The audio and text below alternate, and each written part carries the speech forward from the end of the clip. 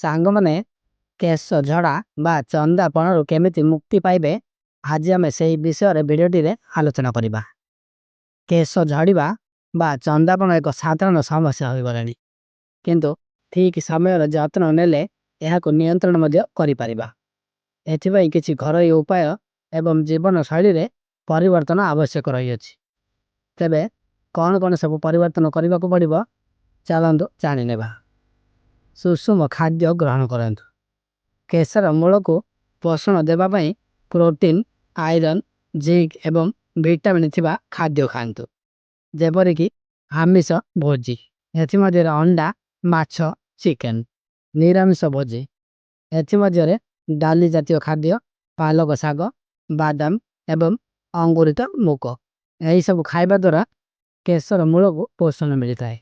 द्वितीय हूँ घर उपचार तेल मालिश सप्ताह अति कम 2 थर नड़िया तेल बादाम तेल किंबा राशि तेल मुंडरे पिटिबा द्वारा रक्त संचालन भल होता है।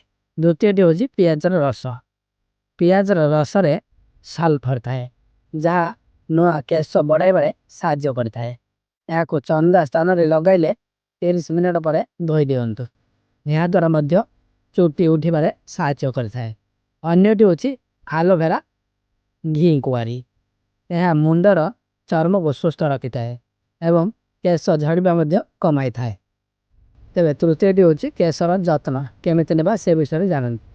हेयर स्टाइल उपकरण को कमांतु बा अधिक केमिकल थिबा शैम्पू को व्यवहार करने को दूरे रखंतु यह द्वारा आपन केश झड़बार संभावना बढ़ी जाए एवं ओदा केश को जोर रे घसीबा किंबा ओदा थिबा बेले कुंडाइबा अनुचित रही अछि। चतुर्थटी हूँ जीवन शैली परिवर्तन मानसिक चाप कमांतु अधिक चिंता करबा केश झड़बार एक प्रधान कारण अटे। योग एवं ध्यान उपरे मन दियंतु एवं प्रतिदिन 7 ରୁ 8 घंटा सोइबा जरूरी यह द्वारा मानसिक चाप दूर होता है।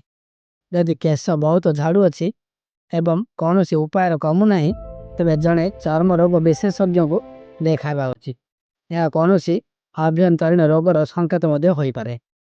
तेज सांग मैंने आपण मैंने जापारे केश झड़ा बा चंदापण केमिति मुक्ति पाइबे। जदि आपण मैंने भिडियोटी किसी शिखि पारिछंती ताले भिडियोटी को निश्चय लाइक करंतु ता सहित चैनल टी को सब्सक्राइब कर रखंतु। पुणी देखा परवर्ती वीडियो रे। जय जगन्नाथ।